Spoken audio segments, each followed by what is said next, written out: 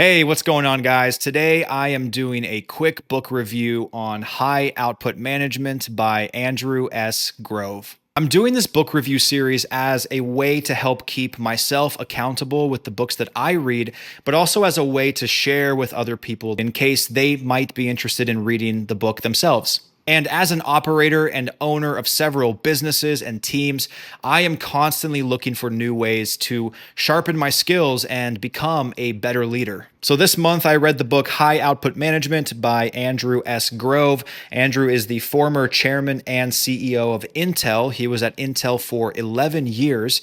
And this book was published in 1983 with acknowledgments again in 2015. So it's kind of an older book. This book was recommended to me by a colleague. I went to a business conference and somebody recommended to me there. At the time, and even to this day, the question I was sort of mulling over and trying to figure out is, how do I hire people and establish this objective-oriented leadership in them so that they truly own the outcomes of their work? So long story short, somebody recommended me the book, I read it, and here we are. In this book, Andrew has a very step-by-step approach to management and leadership.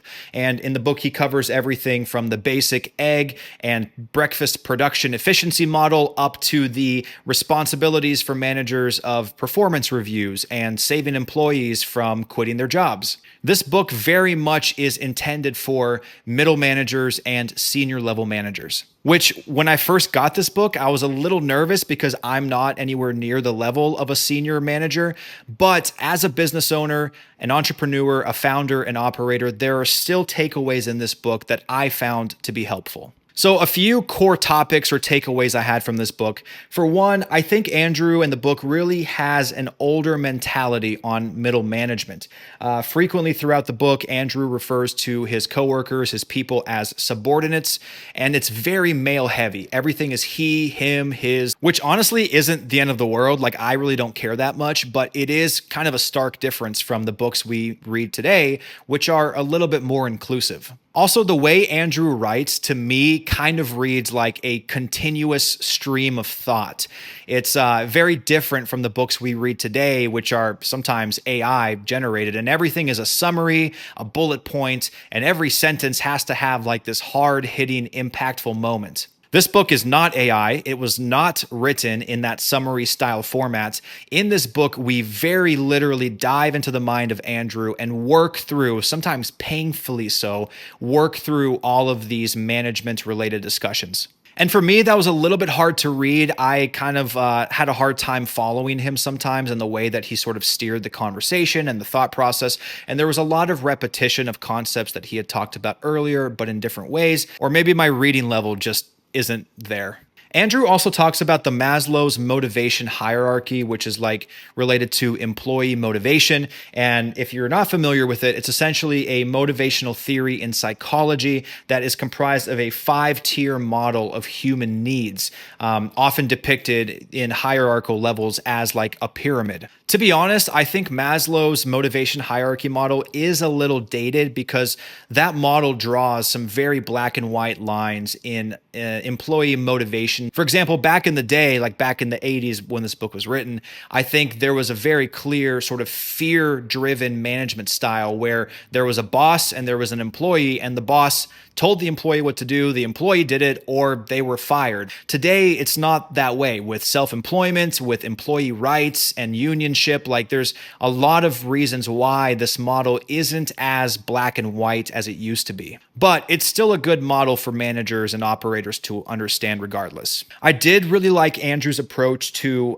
managers in the terms of training. Andrew discusses in his book that managers should be training employees and new staff as opposed to like a training team. I think it goes kind of against modern philosophies. You know, I used to work at Amazon many years ago, and when I started, we had a training team that came in and taught us how to use the material, how to use the softwares. But Andrew argues that that training should happen by the managers that will be basically reported to in that particular project or that team or department. And as a founder and entrepreneur, one of the things I struggle with is, of course, relinquishing the work and letting other people do the work. And so when I do let people do the work, I am the one that trains them. And so I kind of like associated positively with that sort of mentality. I like training people. Even at the Final Advance, which is my touring and event operations company, I am the owner and founder, but I'm also a manager of sorts. And I lead trainings to educate my staff, to educate the community.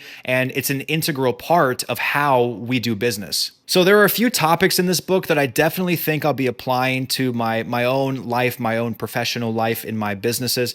For starters, I'm going to put more emphasis on planning, processing for future outputs. Basically, I'm going to be deeply analyzing all the friction points within my systems and then measuring those efficiencies so as to realign the work that's being done in order to speed up the whole process.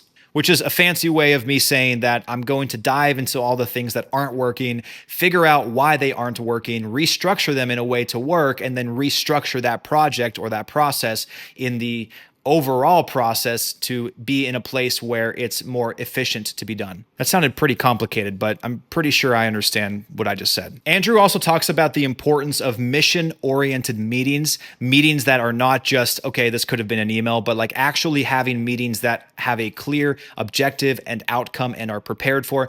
I'm pretty good about that in my businesses and with my teams, I think, but I'm definitely a part of many teams where that is not the case, and we are constantly struggling with like, why are we here? Why are we talking about this? And lastly, Andrew has a really good point about structuring hybrid organizations, specifically like if you have a large organization or you're in one industry with multiple businesses, having this hybrid structure where people can have different leveled positions within the same organization or the same industry of businesses and still perform adequately. So there you have it. That is High Output Management by Andrew S. Grove. Pretty solid read, not terribly thick. Definitely geared towards middle managers and senior managers, but even for operators, business owners, such as myself, I think there is still a lot of value to be taken out of this book. If you have read this book, I'm curious what you think. Did anything I say sound completely off, or maybe was there something else that you read in this book that you found interesting?